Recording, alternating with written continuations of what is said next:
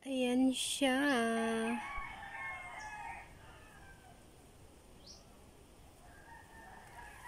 Nag-iisang puno lang ng kakao.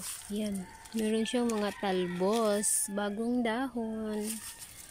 Nandun din sa baba. Meron siyang flowers. Flowers yan.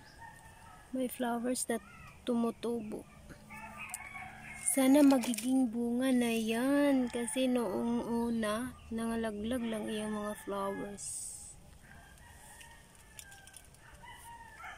Ayan. May cacao fruit. Matangkat pa siya sa akin. Ano na to mga 2 years.